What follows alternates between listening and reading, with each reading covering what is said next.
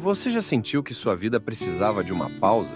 Que seu coração busca por respostas, mas não sabe por onde começar? Caminho da Fé, Descobertas na Estrada da Alma. Não é apenas um livro, é uma jornada, uma história real de superação, fé e transformação que vai inspirar você a dar o próximo passo na sua vida. Descubra como desafios podem se transformar em lições e como cada momento pode ser uma oportunidade para se reconectar com o que realmente importa. Este livro é para quem busca mais do que histórias. Busca propósito, busca inspiração, busca a si mesmo. Disponível em e-book e na versão livro físico. Comece hoje sua jornada de transformação. Caminho da Fé. Descobertas na Estrada da Alma. O que você está esperando?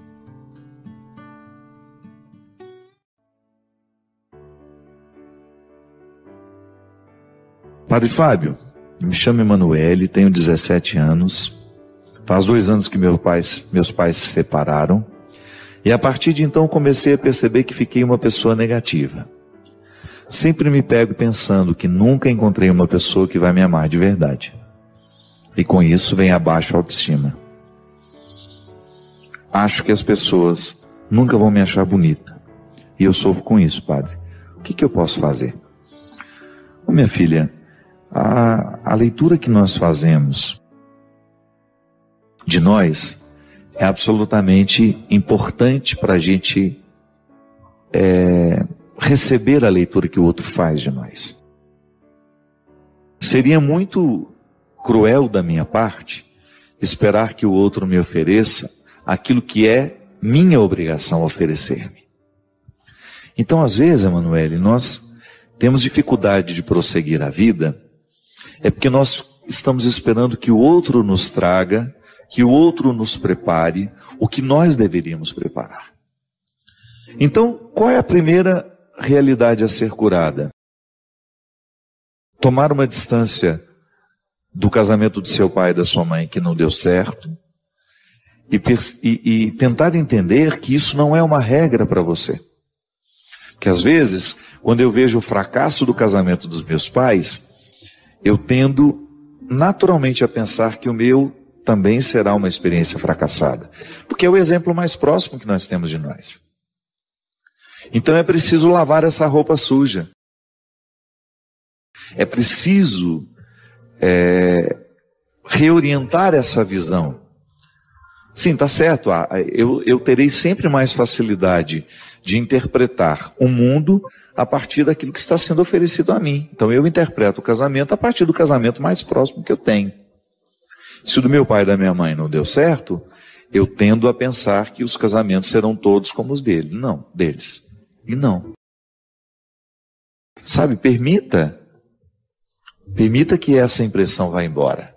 Olhe para outros modelos que deram certo. Sem a visão romântica, por favor, né? O casamento só pode dar certo à medida que nós lutamos diariamente por ele. E foram felizes para sempre. Não existe isso, não. E depois que você consegue ter uma visão que corresponda à realidade, você trabalha com a possibilidade de que você também experimente isso na sua vida. Amar é possível, ser amado também é possível. Mas esse amor ele só se torna uma realidade na nossa vida à medida em que nós nos abrimos a ele. Em que você se oferece diariamente uma oportunidade de amar e ser amado. O que é a autoestima? É o primeiro amor que nós experimentamos, não é? O primeiro amor que eu experimento não é pelo outro, é por mim. Tanto é que isso também faz parte da maturidade. Quando você é capaz de ir abrindo mão daquele excesso de amor por você, que é próprio da criança, porque a criança não é capaz de se dividir, ela não tem maturidade emocional, afetiva, cognitiva, para poder dar-se a alguém. Então ela é imatura, e é direito dela ser imatura, porque ela está naquela fase. Mas à medida em que ela vai crescendo, ela vai percebendo que ela pode oferecer-se aos outros, que ela não precisa somente receber. Então, a autoestima é o equilíbrio daquilo que você se oferece e daquilo que você oferece ao outro. Não existe amor em si mesmado. A autoestima nunca é um amor solitário. O amor que eu tenho por mim é sempre na partilha com o outro, mas eu tenho que ter amor por mim. Porque senão eu fico me doando sem me oferecer. E aí, naturalmente, eu vou criando uma derrocada para mim. É por isso que a maturidade, ela vai me levando a compreender que no exercício do auto-amor, eu aprendo a amar o outro. E também no exercício do amor ao outro, eu acabo voltando ao amor que eu preciso ter por mim. Então, Emanuele, essa cura não é só você que precisa. Não pense que é só você que sofre desse desânimo. Não. Muitos de nós sofremos desse desânimo. Ou muitos de nós experimentamos esse fracasso de não sermos suficientemente amados por nós. Sim, eu preciso amar suficientemente o ser que sou. Amar-me significa reconciliar-me com os meus limites, conhecer todas as minhas, ou tudo que eu puder das minhas fragilidades, que às vezes eu não sou capaz de conhecer tudo, mas o máximo que eu puder conhecer dessas fragilidades, para eu poder arregimentá-las, para que elas joguem a meu favor. Sim, porque até a minha fragilidade, se ela estiver sob o meu domínio, ela me favorece. É como eu dizia no início do programa, há restrições que possibilitam. Eu sou possibilitado quando vivo as restrições de maneira sincera, de maneira honesta, de maneira justa. Então, a experiência de amar-se é o seu primeiro dever de casa. E aí, naturalmente, você vai jogando fora esse pessimismo, que pode ter sim, uma consequência da infelicidade dos seus pais. Nós absorvemos tanto dos outros, né? Eu absorvo o tempo todo das pessoas que passam por mim. Volto a dizer, o que é alcalino e o que é ácido, o tempo todo me é oferecido. Agora o problema é quando eu me ofereço o sentimento ácido. Quando eu me ofereço o pessimismo que me priva de crescer. Então todos os dias, não tem descanso isso, é diário, sem visão romântica, por favor. Deus não vem fazer por nós, o outro não fará por nós, sou eu, é você. Somos nós que temos de fazer diariamente esse exercício de escolher o alcalino, o sentimento que nos purifica, que mantém a nossa saúde e que vai nos dando condições de ir adiante, de vencer os obstáculos, que é assim que vale a pena a vida. Ela é difícil para todos nós. Eu experimento uma fase difícil e estou aprendendo com ela. Quero aprender com ela. Porque senão essa fase, ela só vai me machucar. E não é justo. Não é justo que uma fase apenas me machuque. Me machucar. E não é justo que uma fase apenas me machuque. Crescer com a dificuldade.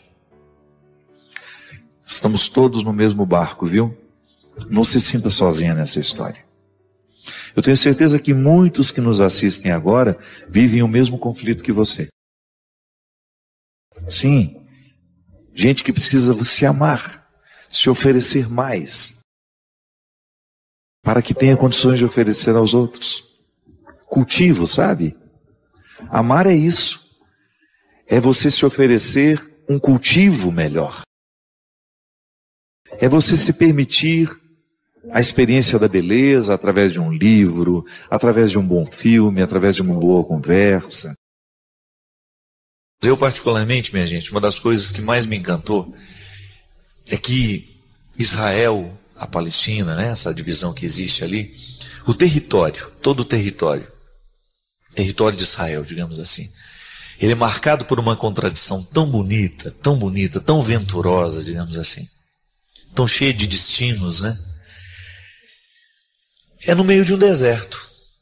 Quando nós estávamos em Jericó, por exemplo, que eu abri a janela do quarto, eu fiquei encantado com a visão que eu tive. Um deserto imenso, mas ali no meio um oásis. Constantemente vendo aquela mistura de deserto e terra florida. E eu ficava, como é que pode no meio de tanta secura alguma coisa tornar-se tão verde? Aquelas frutas tão coloridas, tão cheias de cores, tão cheias de vida, no meio do deserto. O mistério é que no meio daquela terra seca e árida, existem pequenas mangueiras, canalizando aquilo que eles chamam de irrigação de gota. A irrigação de gota é um sistema de irrigação desenvolvido por eles, porque eles têm muito pouca água, eles não têm abundância de água. Então a pouca água que eles têm, eles cuidam e fazem de tudo para que aquela água possa chegar aos lugares secos.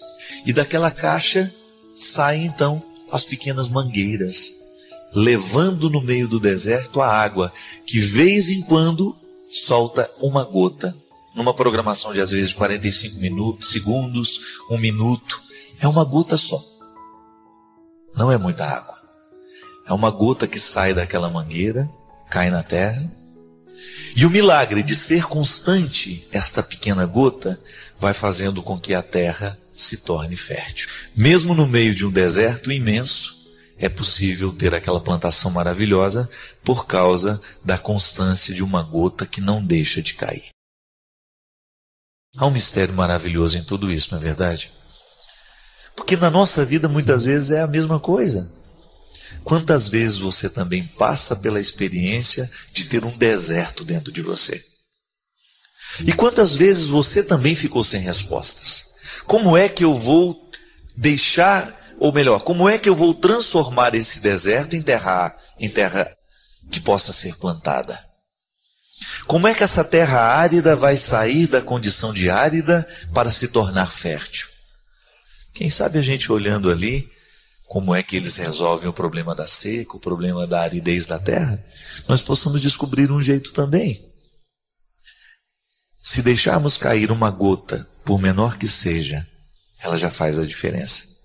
A constância daquela gota vai transformando o que é árido em realidade fértil. No nosso coração, muitas vezes árido, se a gente deixar cair aí uma gota de perdão, uma gota de amor, coisas pequenininhas.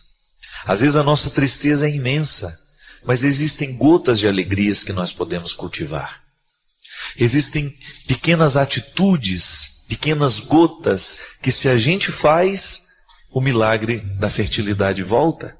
Acontece. Assim como lá naquela terra tão seca, é possível ver plantações maravilhosas. A mesma coisa nós precisamos fazer.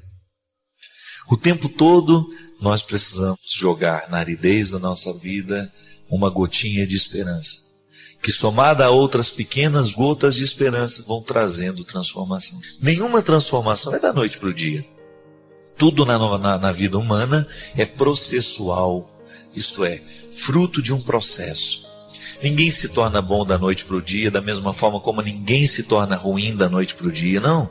São os processos pequenos que nós vamos vivendo, as escolhas que nós vamos fazendo, é que vão transformando aquilo que a gente é.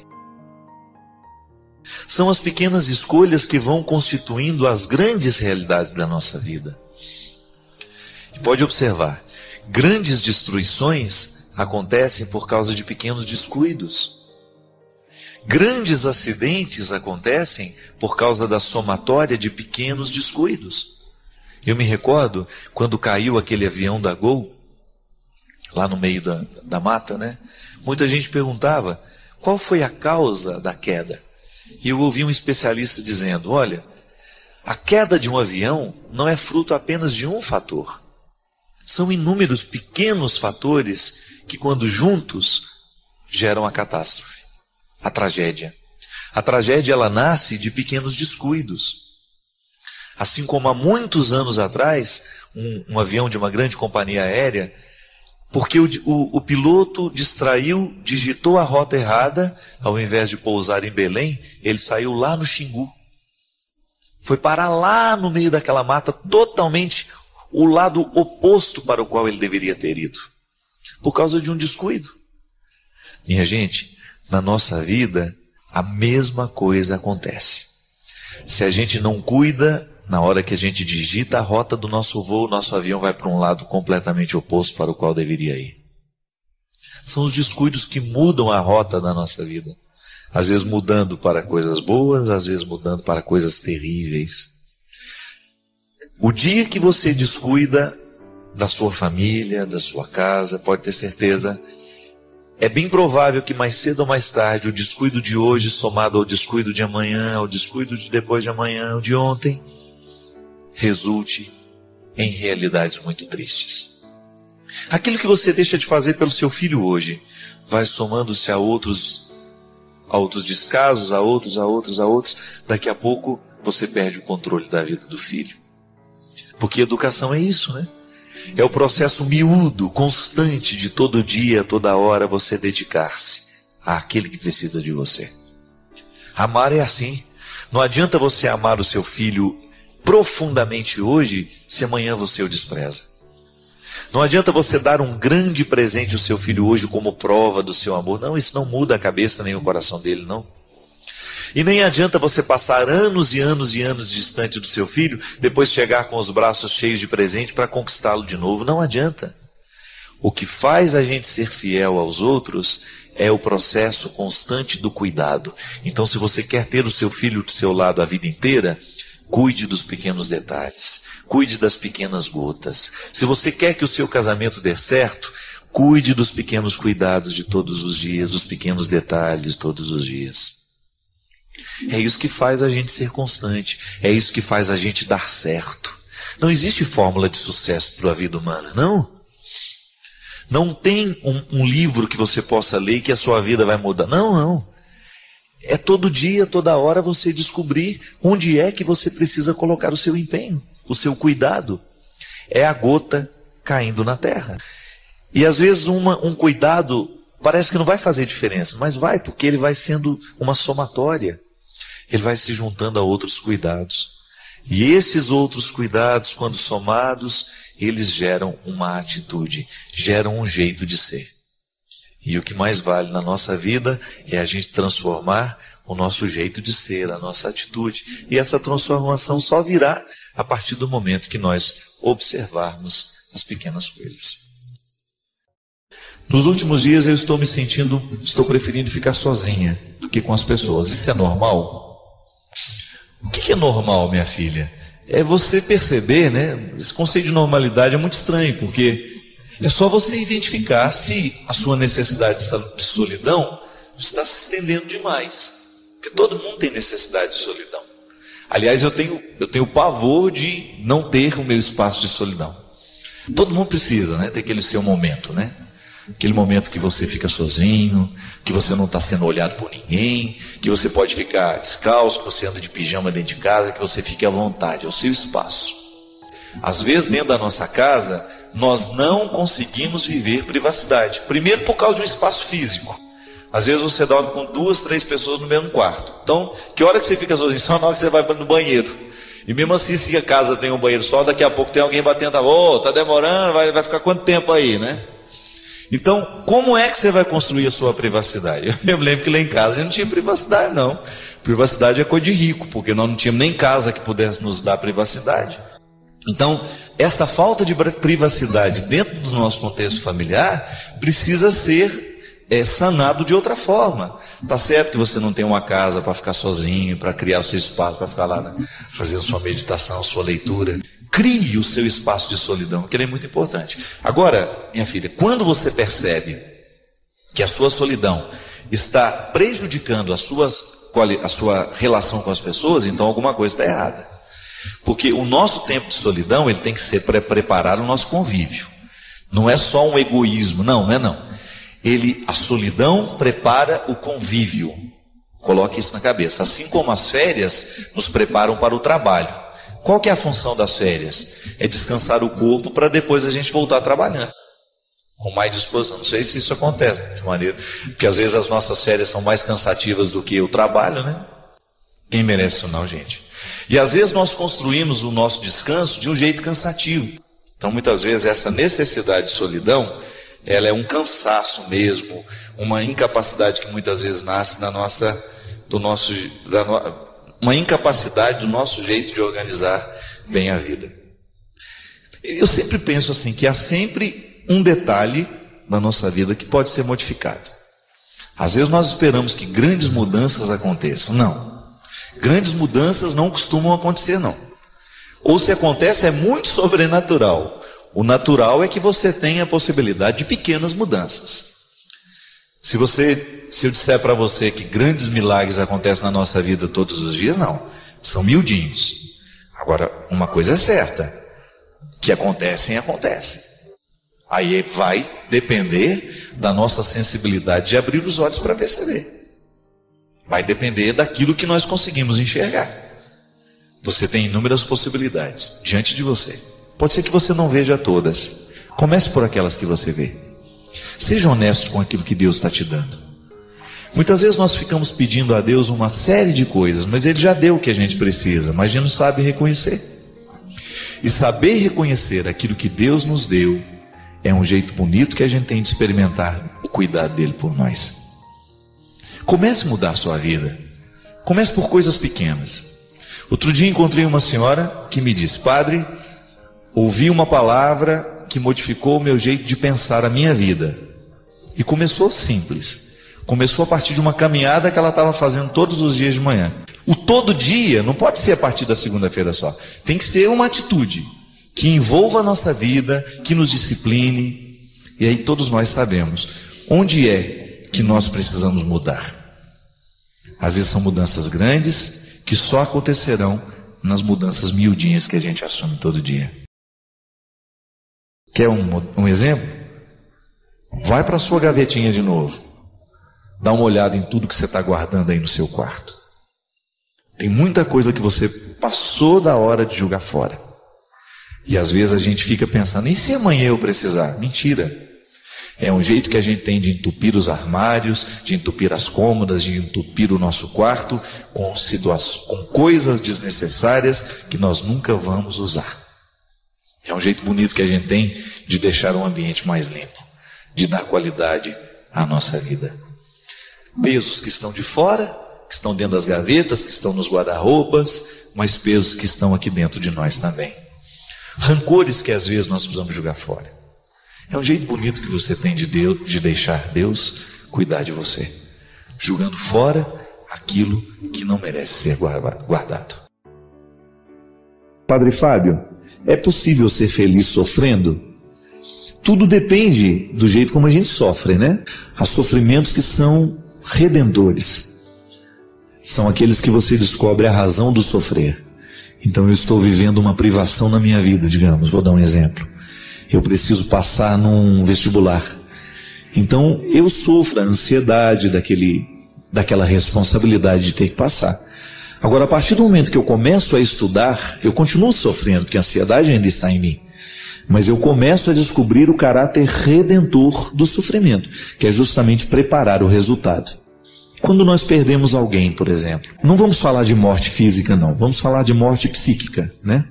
Que é quando você perde um namorado, quando um amigo te trai. Tudo isso causa sofrimento dentro de você. Agora, se você vive esse sofrimento de maneira infértil, isto é, sofre por sofrer, como é que a gente sofre por sofrer? Quando a gente permite que o ódio fique tomando conta de nós, quando o ódio começa a administrar os nossos sentimentos, aí você sofre dobrado, porque você não joga fora o que te fez mal. É igual quando a comida nos faz mal, ela prejudica o corpo. Quando nós vivemos sentimentos estragados, ela faz mal ao nosso espírito, à nossa alma, tudo que faz parte dessa condição psíquica, daquilo que não é material. Claro que o cérebro é material, mas há algumas coisas que extrapolam essa materialidade cerebral. Então a gente tem um processo de amargura, um processo de depressão, de tristeza, São vários os estágios do sofrimento. Se a gente não administra bem, por exemplo, a tristeza, é possível que isso vire uma depressão depois. Então, o que a gente precisa fazer para sofrer do jeito certo? Primeiramente, ser honesto. Coloca a questão que lhe faz sofrer e pergunte-se: será que vale a pena sofrer tudo mesmo que eu estou sofrendo por isso? Às vezes nós sofremos tanto por pessoas que não valem a pena, não é verdade? Às vezes nós empacamos tanto tempo da nossa vida com sofrimentos, com pessoas que não tinham a menor consideração por nós, ou às vezes pessoas até passageiras, né? E às vezes nós ficamos sofrendo demoradamente por causa disso. Não. A gente precisa administrar isso. E o único jeito que a gente tem de administrar o sofrimento é racionalizando. O que provoca o sofrimento dentro de nós é o jeito como nós pensamos o sofrimento. Uma ideia vai me fazer mal à medida em que eu alimento essa ideia dentro de mim. Agora, se eu reconstruo, se eu substituo a ideia que me faz mal por uma ideia que me faz bem, então eu começo a superar a dor, eu começo a superar o sofrimento. Então a gente pode sim buscar esta realização, a gente pode ser feliz mesmo no momento do sofrimento. Basta que você olhe o sofrimento de um jeito novo, de um jeito diferente, e não fique se amargurando tanto, estendendo demais no tempo a experiência que poderia ser muito bem curta. Às vezes nós encontramos pessoas que não fazem a amizade com a vida. A gente tem que fazer esse pacto com a vida todos os dias, minha gente. Todo mundo sofre. Não adianta você pensar que é um privilégio seu você sofrer. Não é. Nós sofremos o tempo todo por questões que são nossas. Agora, você já imaginou se nós vamos parar a nossa vida porque a gente está sofrendo? Então o mundo não vai caminhar mais. E o mais interessante é que quando nós administramos bem o sofrimento, nós crescemos como pessoas. Nós ficamos mais interessantes. Nós ficamos melhores. A gente tem mais história para contar. A gente tem mais conteúdo, digamos assim. O conteúdo da vida está diretamente associado ao que nós sabemos fazer com acontecimentos. É isso que mais cedo ou mais tarde a gente vai poder relembrar, a gente vai poder contar, a gente vai poder dar testemunho, a gente vai poder dar exemplo e o melhor, até aconselhar aqueles que estão passando pela mesma situação e não sabem como agir. Precisamos o tempo todo administrar bem o que nos acontece, porque no momento que a gente administra bem a nossa vida, nós ajudamos até a administrar a vida do outro também. Mas não vai querer administrar a vida do outro se você não administra a sua, né? Tem que ter primeiro esta responsabilidade com aquilo que é seu. Sofra no tempo certo, sofra do jeito certo. Não permita que as mágoas, que as coisas ruins da vida demorem demais dentro de você, porque isso não vale a pena. O bom mesmo é a gente julgar fora o que precisa ser julgado para a gente só ficar com o que é bom. Padre Fábio, é possível ser feliz sofrendo? Tudo depende do jeito como a gente sofre, né? Há sofrimentos que são redentores. São aqueles que você descobre a razão do sofrer. Então eu estou vivendo uma privação na minha vida, digamos, vou dar um exemplo. Eu preciso passar num vestibular. Então eu sofro a ansiedade daquela responsabilidade de ter que passar. Agora, a partir do momento que eu começo a estudar, eu continuo sofrendo, porque a ansiedade ainda está em mim. Mas eu começo a descobrir o caráter redentor do sofrimento, que é justamente preparar o resultado. Quando nós perdemos alguém, por exemplo, não vamos falar de morte física, não. Vamos falar de morte psíquica, né? Que é quando você perde um namorado, quando um amigo te trai. Tudo isso causa sofrimento dentro de você. Agora, se você vive esse sofrimento de maneira infértil, isto é, sofre por sofrer, como é que a gente sofre por sofrer? Quando a gente permite que o ódio fique tomando conta de nós, quando o ódio começa a administrar os nossos sentimentos, aí você sofre dobrado, porque você não joga fora o que te fez mal. É igual quando a comida nos faz mal, ela prejudica o corpo. Quando nós vivemos sentimentos estragados, ela faz mal ao nosso espírito, à nossa alma, tudo que faz parte dessa condição psíquica, daquilo que não é material. Claro que o cérebro é material, mas há algumas coisas que extrapolam essa materialidade cerebral. Então a gente tem um processo de amargura, um processo de depressão, de tristeza. São vários os estágios do sofrimento. Se a gente não administra bem, por exemplo, a tristeza, é possível que isso vire uma depressão depois. Então, o que a gente precisa fazer para sofrer do jeito certo? Primeiramente, ser honesto. Coloca a questão que lhe faz sofrer e pergunte-se: será que vale a pena sofrer tudo mesmo que eu estou sofrendo por isso? Às vezes nós sofremos tanto por pessoas que não valem a pena, não é verdade? Às vezes nós empacamos tanto tempo da nossa vida com sofrimentos, com pessoas que não tinham a menor consideração por nós, ou às vezes pessoas até passageiras, né? E às vezes nós ficamos sofrendo demoradamente por causa disso. Não. A gente precisa administrar isso. E o único jeito que a gente tem de administrar o sofrimento é racionalizando. O que provoca o sofrimento dentro de nós é o jeito como nós pensamos o sofrimento. Uma ideia vai me fazer mal à medida em que eu alimento essa ideia dentro de mim. Agora, se eu reconstruo, se eu substituo a ideia que me faz mal por uma ideia que me faz bem, então eu começo a superar a dor, eu começo a superar o sofrimento. Então a gente pode sim buscar esta realização, a gente pode ser feliz mesmo no momento do sofrimento. Basta que você olhe o sofrimento de um jeito novo, de um jeito diferente, e não fique se amargurando tanto, estendendo demais no tempo a experiência que poderia ser muito bem curta. Às vezes nós encontramos pessoas que não fazem a amizade com a vida. A gente tem que fazer esse pacto com a vida todos os dias, minha gente. Todo mundo sofre. Não adianta você pensar que é um privilégio seu você sofrer. Não é. Nós sofremos o tempo todo por questões que são nossas. Agora, você já imaginou se nós vamos parar a nossa vida porque a gente está sofrendo? Então o mundo não vai caminhar mais. E o mais interessante é que quando nós administramos bem o sofrimento, nós crescemos como pessoas. Nós ficamos mais interessantes. Nós ficamos melhores. A gente tem mais história para contar. A gente tem mais conteúdo, digamos assim. O conteúdo da vida está diretamente associado ao que nós sabemos fazer com acontecimentos. É isso que mais cedo ou mais tarde a gente vai poder relembrar, a gente vai poder contar, a gente vai poder dar testemunho, a gente vai poder dar exemplo e o melhor, até aconselhar aqueles que estão passando pela mesma situação e não sabem como agir. Precisamos o tempo todo administrar bem o que nos acontece, porque no momento que a gente administra bem a nossa vida, nós ajudamos até a ajudar a administrar a vida do outro também. Mas não vai querer administrar a vida do outro se você não administra a sua, né? Tem que ter primeiro esta responsabilidade com aquilo que é seu. Sofra no tempo certo, sofra do jeito certo. Não permita que as mágoas, que as coisas ruins da vida demorem demais dentro de você, porque isso não vale a pena. O bom mesmo é a gente julgar fora o que precisa ser julgado para a gente só ficar com o que é bom.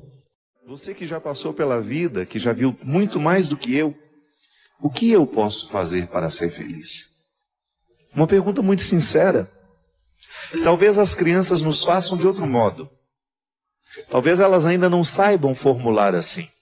Mãe, pai, o que eu preciso para ser feliz? Talvez ainda hoje, depois de crescidos, nós ainda não tenhamos coragem de perguntar com essa clareza toda. Perguntamos de outros modos, né?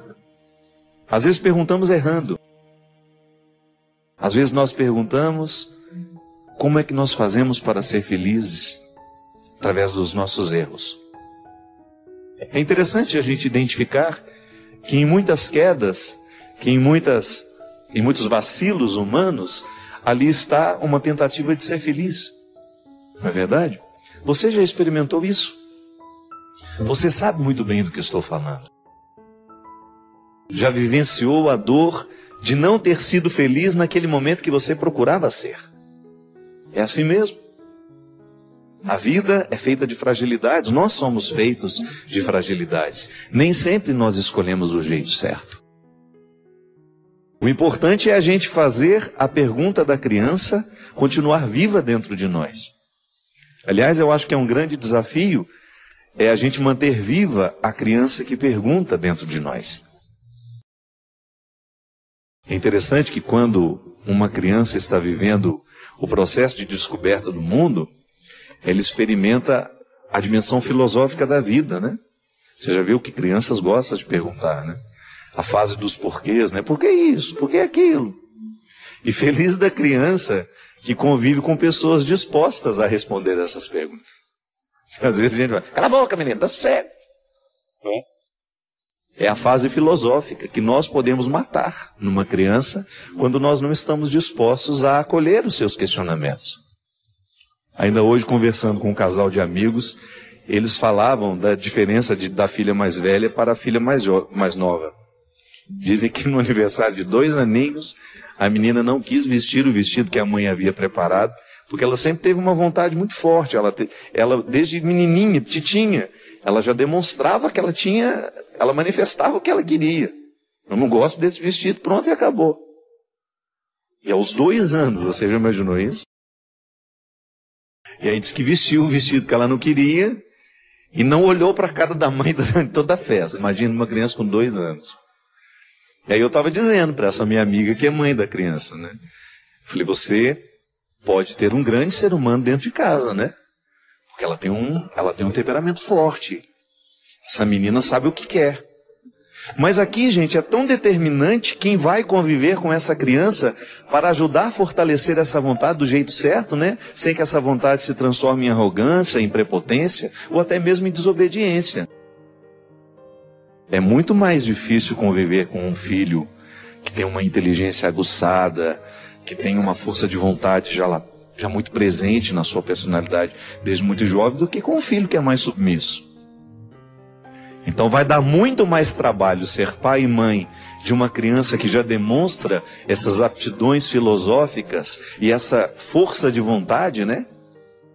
Desde muito jovem. Porque a gente pode matar todo esse empreendedorismo que às vezes essa criança já tem dentro de si, que demonstra assim. Eu não quero esse corte de cabelo, pai. Eu não quero esse corte de cabelo, mãe. Me respeitem. É difícil, né? É difícil para quem é pai, é difícil para quem é mãe. Porque a gente ainda carrega aquelas coisas que a gente aprendeu, de repente, com os nossos pais, com os nossos avós. Que o filho é um desdobramento seu, é uma extensão do seu corpo, que você tem o direito de controlar como você quer. Não. O amor é essa capacidade que a gente tem de conviver com a diferença, de equalizá-la de um jeito harmonioso, para que não seja desrespeito aos pais, né? Mas ao mesmo tempo você alimentar essa criança que já tem uma força de demonstrar o que quer, o que pensa, é saudável. Por isso que nós vamos manter viva dentro de nós essa criança filosófica, que questiona, que passa no pente fino do seu crivo tudo aquilo que vê, tudo aquilo que examina. Por que eu estou dizendo isso, minha gente? Porque nós estamos vivendo uma semana no Brasil atípica. Nós estamos vendo, a partir de uma insatisfação de uma cidade como São Paulo, insatisfeita com o reajuste de 20 centavos de uma passagem de ônibus, isso ganhar as proporções que está ganhando. Um movimento sério, claro, sempre tem o joio no meio do trigo, né? Aqueles vândalos que querem destruir. Mas nós não podemos jogar um movimento no lixo. Nós precisamos identificar que ali o que prevalece é o desejo de manifestar que a criança está viva dentro de nós. Que nós queremos questionar. Que nós estamos cansados de viver dentro de um país onde a corrupção prevalece. Onde nós somos sobrecarregados diariamente com taxas de impostos que nunca nos retornam. Porque não seria nenhum problema nós pagarmos os impostos que nós pagamos no Brasil, desde que nós tivéssemos o retorno deste imposto. Não. Pagamos, e o que recebemos daquilo que pagamos? Não temos estradas, se queremos estradas boas, temos que pagar o pedágio. Se queremos saúde, temos que pagar um bom plano. Se queremos boa educação, temos que pagar uma faculdade para os nossos filhos, ou então, na faculdade que é pública, os nossos filhos não conseguem entrar. Porque não tivemos dinheiro para pagar o ensino fundamental e médio, particular, que pudesse qualificá-los melhor. É esse país. Este país que faz lavagem de dinheiro diante dos nossos olhos o tempo todo, é este país do mensalão, onde as pessoas ficam impunes, onde os crimes prescrevem. É contra tudo isso.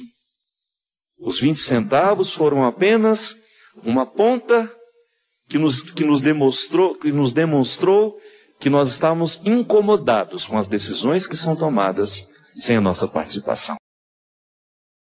E que bonito ver a criança filosófica que questiona, que quer um país melhor, que quer ser feliz, ganhando corpo, num país que tantas vezes fica adormecido e entretido com seus carnavais, com seus jogos de futebol, com suas culturas de massa, e muitas vezes sem gerar uma consciência política responsável que nos faça querer essa felicidade, não só nossa como do outro, porque isso foi bonito.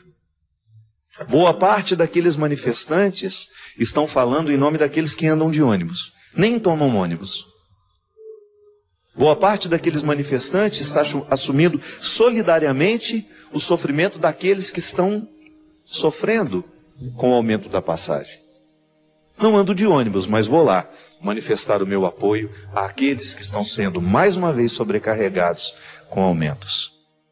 A criança filosófica que nos faz pensar e querer desejar um país cada vez melhor. É a nossa vez, minha gente, de demonstrar aos governos, e não estamos falando de uma dimensão partidária, não. A mim não importa se o governo hoje é o PT, se é o PSDB, se é o PSB, se é o PMDB. O que nós queremos é um governo que cuide do povo. O que nós queremos é que o nosso dinheiro seja retornado em benefício do próprio povo. O que nós queremos é um país mais justo. E ali, naquele momento em que nós permitimos que a criança filosófica ganhe as ruas porque resolveu questionar, a gente possa descobrir uma pátria que saiba acolher a nossa manifestação. Porque nós queremos um mundo melhor. E isso é evangélico.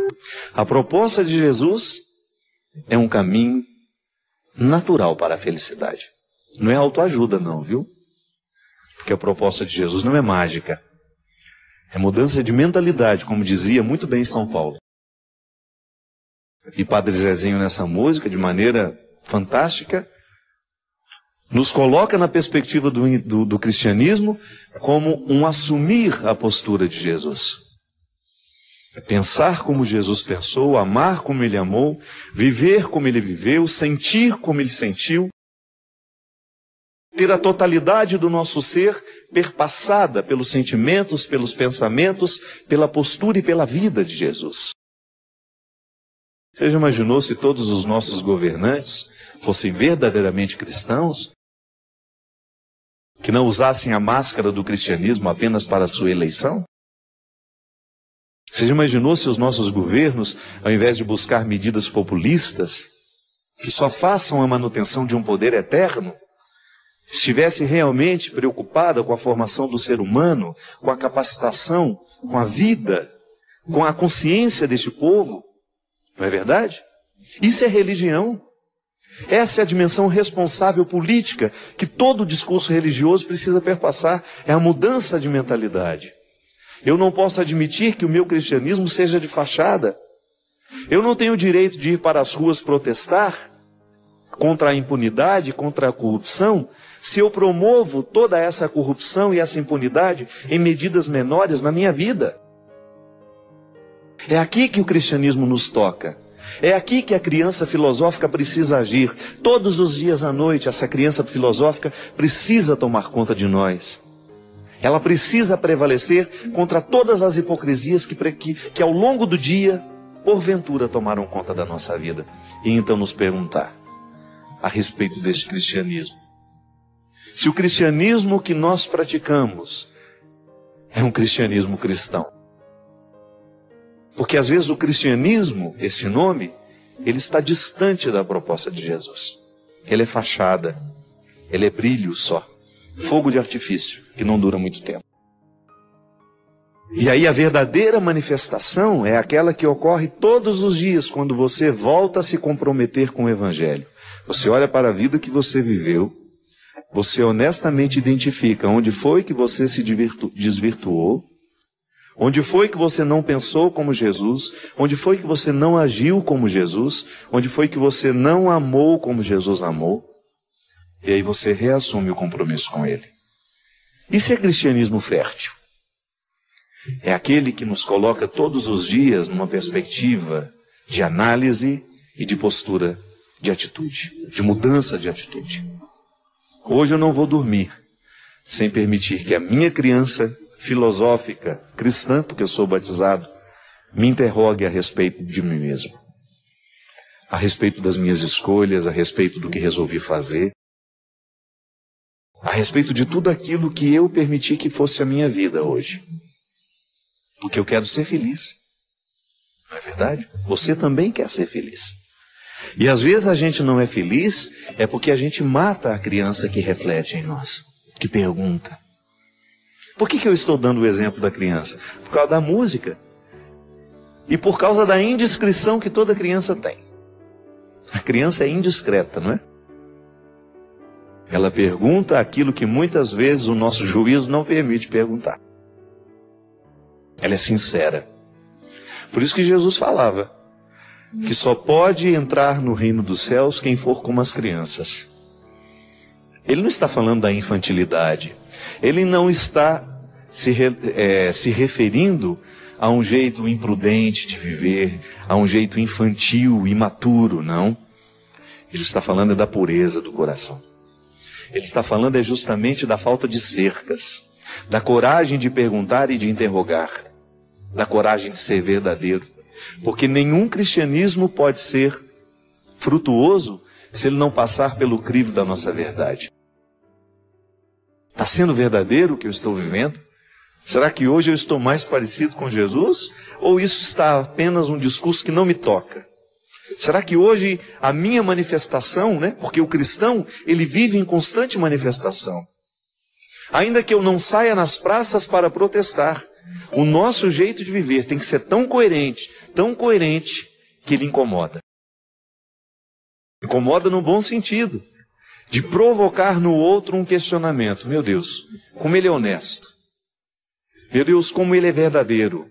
Como ele não se curva ao poder. Como ele não se curva àquilo que realmente não está de acordo com as suas convicções. Ele não se curva a nada que não está de acordo com os ensinamentos de Jesus. Ele faz tudo com muita misericórdia, com muita harmonia, mas ele não se curva. É o que nós precisamos, minha gente. É urgente no Brasil de hoje, neste Brasil que protesta, neste Brasil que acorda, uma postura cristã que seja constantemente manifestação pública de que nós queremos um mundo diferente. A começar pelo Brasil, a começar pelo nosso estado, pela nossa cidade, pela nossa casa. Está vendo como as grandes instâncias vão sendo particularizadas até chegar em nós, na minha casa e depois da minha casa, aqui no meu coração. O meu livro hoje é cheio de histórias, gente. Ele está cheio de histórias. Alguns nomes são verdadeiros, outros não. As histórias são todas verdadeiras. Algumas pessoas eu quis preservá-las, todas autorizaram as histórias. Há alguns anos atrás, eu tive a oportunidade de conhecer uma mulher chamada Maria Clara. Um domingo à tarde, ela estava com toda a família dela. Ela tinha alguns filhos, acho que eram 3 filhos. Estava na casa do pai, uma casa bonita. Estavam lá para almoçar no domingo. Enquanto o almoço não ficava pronto, as crianças estavam brincando na quadra, próximo da piscina. Quando de repente a Maria Clara ouviu um barulho estrondoso, vindo na direção de onde estavam as crianças. Estavam os filhos dela, mais alguns sobrinhos, aquela criançada reunida. E quando a Maria Clara correu para o lugar, a primeira coisa que ela viu é que o muro da propriedade estava caído. Um carro desgovernado bateu naquele muro. Imediatamente, instinto materno, né? Ela começou a procurar os filhos dela no meio das crianças. E ela não encontrou a Laura. No meio de todas aquelas crianças faltava a Laurinha. Uma criança pequena que estava ali no meio das outras. Quando de repente ela ouviu o grito que mudou a vida dela. O sobrinho mais velho disse: tia, o muro caiu em cima da Laurinha. Uma fatalidade. Eu conheci a Maria Clara uns 2 anos depois do acidente. Depois daquele acontecimento, minha gente, a Maria Clara não sabia perguntar outra coisa na vida, senão, por que isso aconteceu com a minha filha? Ela chegou a me confessar que no ápice do seu egoísmo, ela perguntou para Deus, no meio de tantas crianças lá, por que tinha que cair o muro exatamente em cima da minha filha? Maria Clara ficou muda por um tempo, ela não conseguia falar. O trauma foi tanto que ela ficou muda, ela não conseguia conversar. Isso se estendeu por um tempo. E a morte da Laura representou na vida daquela mulher o nascimento de uma pergunta que não tomou conta da vida dela durante uns 2 anos. Ela não conseguia pensar outra coisa na vida senão, por quê? Por que mataram a minha filha de maneira tão trágica? Por que a minha vida foi modificada de maneira tão radical? Retirando de mim um ser tão importante, a minha continuidade. E ela foi se alimentando daquela pergunta infértil. Ela foi se alimentando daquela pergunta absolutamente infértil. Por quê? Por quê? Por quê? Por quê? E esse porquê não chegava nunca. E o que a gente faz no momento em que a gente não tem a resposta? A gente sofre. Eu sei, é limite. Você não saber o porquê que sua filha morreu de maneira tão trágica, você não saber a razão de seu filho ter morrido de maneira tão trágica, isso coloca dentro de você uma pergunta que lhe faz sofrer. Por quê? Por quê? Por quê? Por quê? Mas o grande problema, minha gente, é que perguntar o porquê não alivia a nossa dor. Você já viu alguma pessoa ser curada perguntando por quê, por quê, por quê? Eu nunca encontrei. Porque existem momentos da nossa vida que não combinam com as perguntas. Não há nenhuma pergunta que seja capaz de responder a uma tragicidade dessa, uma tragédia dessa natureza. Não há pergunta que possa dar conta de aliviar um coração de mulher no momento em que perde um filho. E o que a Maria Clara, aquela mulher, precisava fazer era parar de perguntar. Porque quanto mais ela perguntava o porquê daquele acidente, mais distante ela ficava do consolo que ela poderia encontrar na vida. Quanto mais ela se perguntava do porquê da tragédia, menos possibilidades ela tinha de continuar a vida. Vou persistir, vou perseguir tudo aquilo que Deus já sonhou para mim. E mesmo nas marcas daquela dor, do que ficou, vou me lembrar. Ela não quis isso. Ela não quis perseguir. Ela quis estender o velório da filha por um bom tempo. E no momento em que ela só tinha tempo para perguntar por quê, por quê, por quê, o pior de tudo aconteceu, minha gente. Ela esqueceu que ela tinha outros filhos para criar. Ela esqueceu que ela tinha um marido para ser esposa. Ela esqueceu que ela tinha família. E ela quis egoisticamente se fechar nas causas do seu sofrimento. Ela quis egoisticamente ficar nutrindo a pergunta por quê, por quê, por quê, por quê. E fazendo a pergunta infértil, ela jamais pôde resolver dentro do coração dela o conflito de ter perdido uma filha de maneira tão trágica. O mais honesto, sofrer o que tem que sofrer, mas permitir que a vida continue. A causa de muito sofrimento está em justamente a gente não permitir que a vida prossiga. Nós estacionamos o nosso bonde naquela estação triste e a gente não vai embora. O bonde não parte. E as pessoas que estão dentro do mesmo vagão que nós estão precisando viver e a gente não deixa o bonde persistir, continuar. Nós acorrentamos a pessoa no nosso sofrimento, porque a partir do momento em que eu me recuso a superar o sofrimento que me envolve, eu faço sofrer todos os que estão ao meu redor. Porque aqueles que me amam sofrem porque eu estou sofrendo. É por isso que a reação mais justa, mais honesta diante do sofrimento é superação sempre. Vamos organizar o nosso luto, vamos organizar a nossa tragédia, mas vamos continuar vivendo. Vamos olhar nos olhos de quem ficou, de quem sobrou. Vamos olhar ao nosso redor e descobrir os motivos pelos quais ainda a gente pode continuar a vida. O sofrimento que visita o nosso coração não pode ser causa de ruína para nós, ele tem que ser causa de ensinamento. Muitas vezes, a incapacidade de administrar o luto desarruma tanto a nossa casa que a gente não sabe mais o que fazer com ela agora. Minha gente, e o que me assusta, sabe o que é? É que desde quando nós nascemos, ninguém prometeu que a nossa vida seria fácil. Ninguém nos iludiu dizendo que a vida seria simples.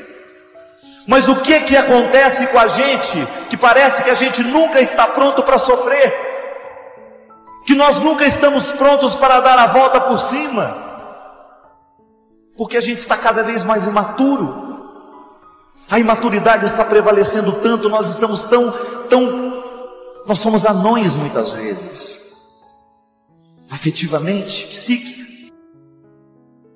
Nós crescemos no tamanho, mas a gente não cresce na capacidade de estabelecer o pacto com a vida. Aconteça o que acontecer, a gente identifica as pessoas interessantes no mundo à medida que a gente descobre gente que foi capaz de superar essas coisas todas e permaneceu de pé. Maria só é grande porque ficou de pé. Em nenhum momento ela se curvou, em nenhum momento ela permitiu que a vida a sepultasse antes da hora. Aquela troca de olhares no momento da subida do Calvário, uma das cenas mais lindas, é o encontro de Jesus com sua mãe. Ele não nasceu de qualquer mulher, não. Uma mulher preparada,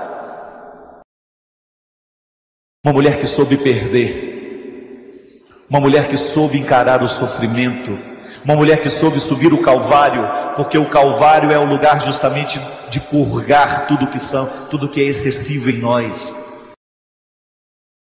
O sofrimento pode despertar o que a gente tem de mais egoísta, quando a gente só olha para aquilo que a gente está passando.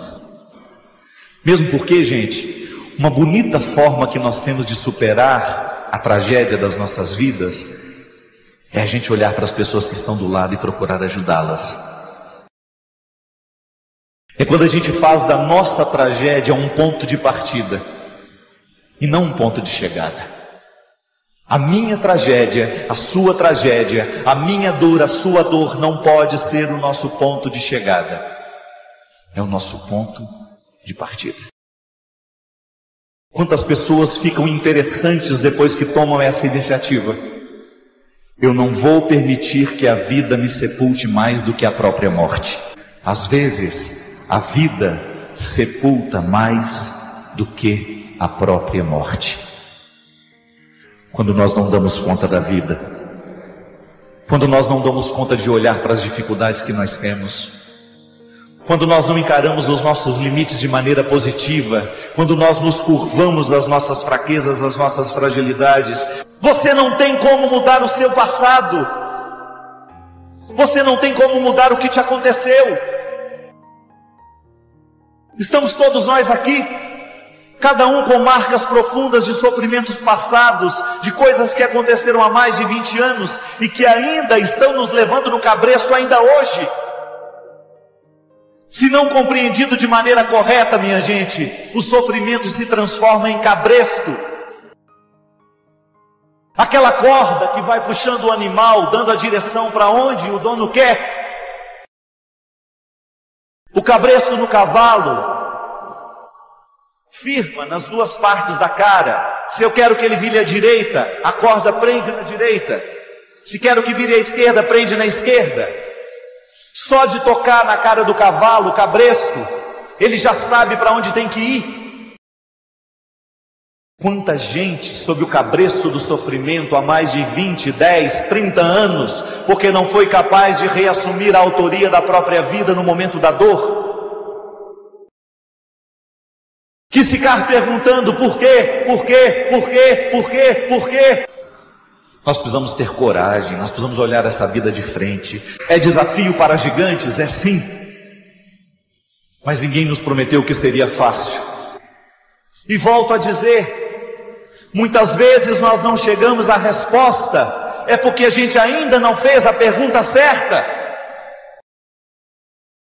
Muitas vezes nós ficamos na resposta equivocada, na pergunta equivocada, e nós nunca vamos chegar à resposta, porque a sabedoria nos ensina que ao invés de perguntar por que eu estou passando por isso, eu deveria me perguntar como é que eu vou passar por isso agora.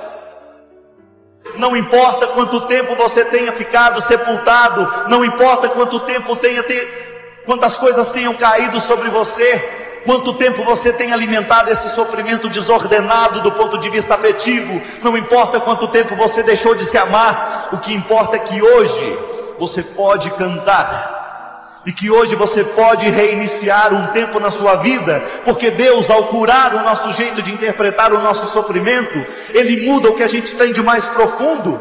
Pois por que será que nós muitas vezes não reagimos? Por que será que muitas vezes nós preferimos nos sucumbir à dificuldade do momento? Por que tantas vezes nós preferimos o olhar de desesperança, ao invés de prestar atenção no que pode dar certo? Isso é cura de Deus em nós. Modificar o jeito como nós olhamos para as nossas desesperanças, elas não são determinantes em nós. Não desista. No momento em que o muro cair sobre você, no momento em que o concreto tentar te sepultar, não permita. E mesmo que você não tenha condições de sair sozinho, cante para que alguém te escute.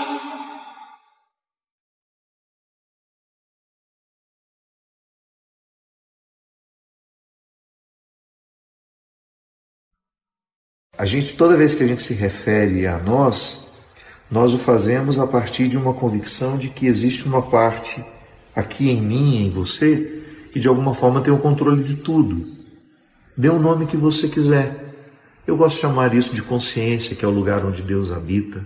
Gosto sempre de fazer essa ponte religiosa, né? O discurso religioso vem junto com essa compreensão da psicologia, da psiquiatria. No meu cérebro existe aquilo que nós chamamos de consciência, que é o lugar que sabe tudo sobre mim. No meu livro, Por Onde For o Teu Passo, que lá esteja o teu coração, se você nunca leu, eu lhe recomendo. É um livro muito bacana. Falando do meu livro, falando que ele é bacana, desculpa. Eu gosto do livro. É um diálogo de um homem com a sua consciência, e a consciência é uma criança. Eu quis dar um significado assim: a criança, ela não tem rodeios, o que ela sabe, ela sabe. Ela não fica dissimulada. Claro, depois ela vai aprendendo a ser dissimulada, mas você, no primeiro momento da sua vida, você foi absolutamente honesta. Você foi extremamente transparente com o que você sentia e com o que você achava. Depois as pessoas lhe educaram para que você não dissesse tudo, dissesse apenas alguma coisa. Então a gente vai ficando dissimulado à medida que a gente vai sendo educado. Não deveria ser, mas a gente fica educado. Não digo tudo o que eu penso, não digo tudo o que eu acho, porque é uma lisura que eu procuro observar. Então eu estou diante de você, não gostei do seu corte de cabelo. Para que eu vou falar que eu não gostei do seu corte de cabelo, se isso não altera em nada? A não ser que eu tenha muita intimidade com você e eu sugiro, olha, da próxima vez, não sei o que você pensa sobre isso, mas eu acho que seu cabelo fica melhor assim. E você tem todo o direito de dizer: a cabeça é minha, o cabelo é meu, e quem tem que gostar sou eu. Aí você dá um palpite na vida de alguém que você ama, se não. Mas nós temos essa parte de nós que de alguma forma não foi contaminada pela hipocrisia, pelos disfarces que nós costumamos dar. Nós chamamos isso de consciência. Quando essa parte de nós que tem o comando identifica que algo não está bem, Ela manda um recado. E de que forma nós temos esse recado? Qual é a febre da doença emocional? O conflito. Se o corpo, quando adoece, precisa nos dar um indicativo de que algo não está bem com ele, uma febre, por exemplo, quando nós não estamos bem emocionalmente, a manifestação chama-se conflito. O conflito é a febre das emoções. O conflito é aquela realidade que lhe coloca um obstáculo entre aquilo que você é com aquilo que você está sendo. Aquele que você é e aquele que você está sendo. Pode ser que aquele que eu estou sendo hoje não tenha nada a ver com aquilo que eu sou na minha essência.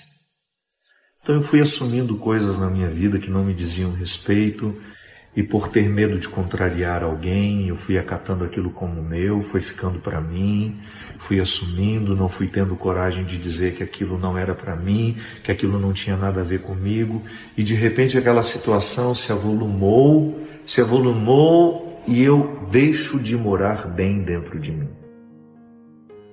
E aí eu fico conflituado. A febre das emoções é o conflito.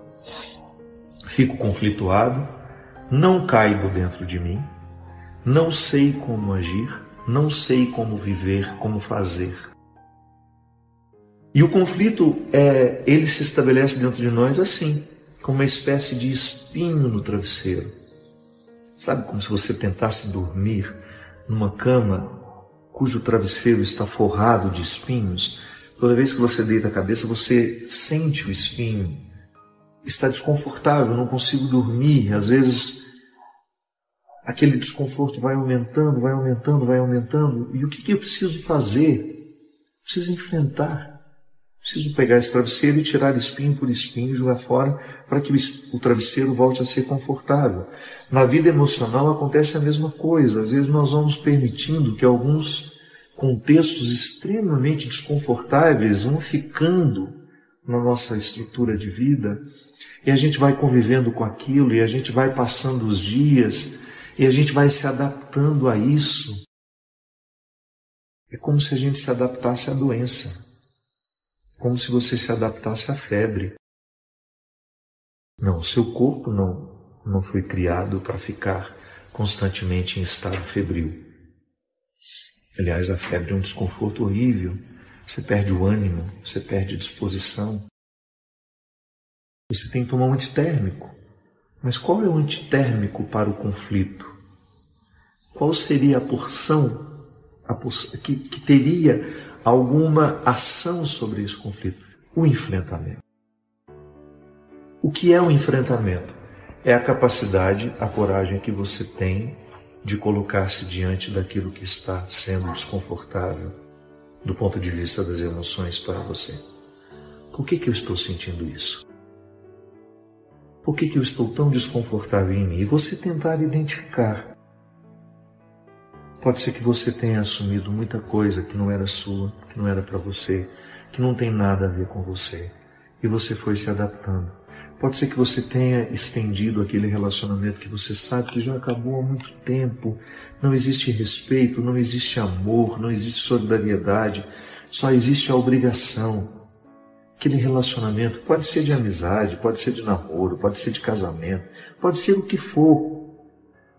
Todo relacionamento precisa ser purgado.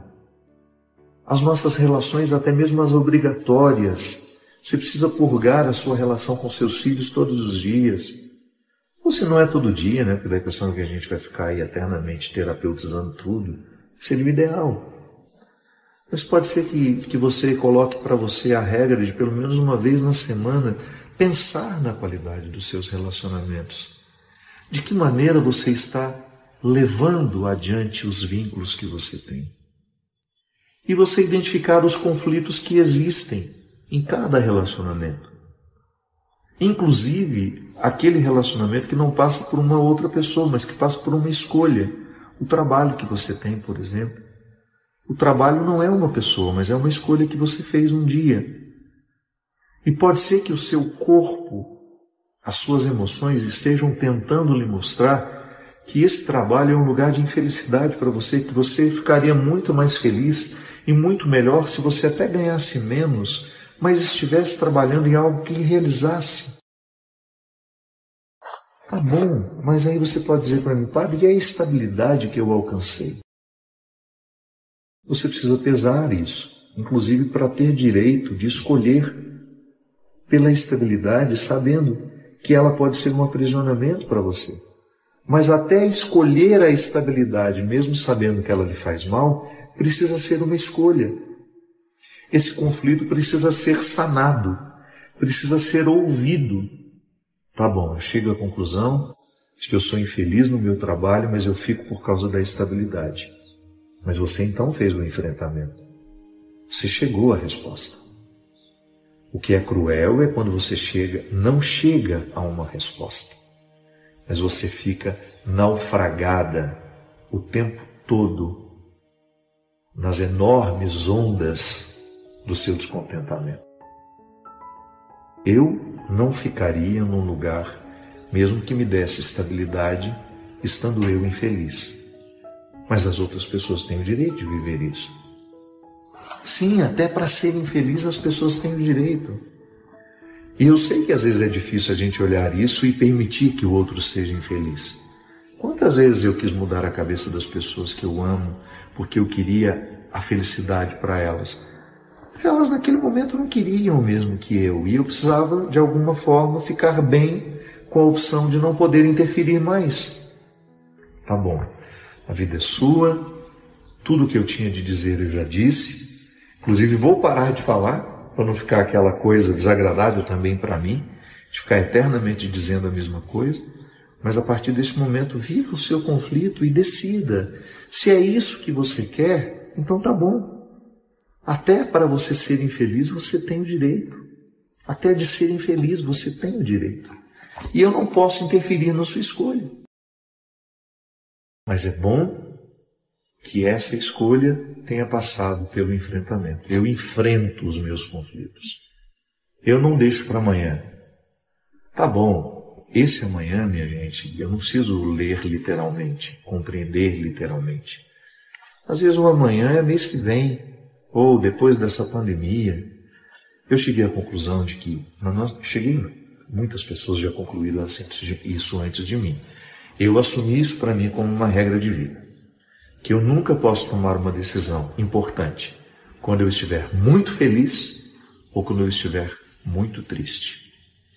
Decisões importantes só devem ser tomadas quando eu estou no equilíbrio das minhas emoções. Nem tanto lá, nem tanto cá. Para mim tem dado certo.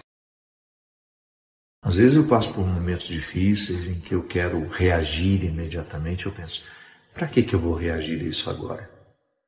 Se a vida ainda está trabalhando. A vida ainda está trabalhando.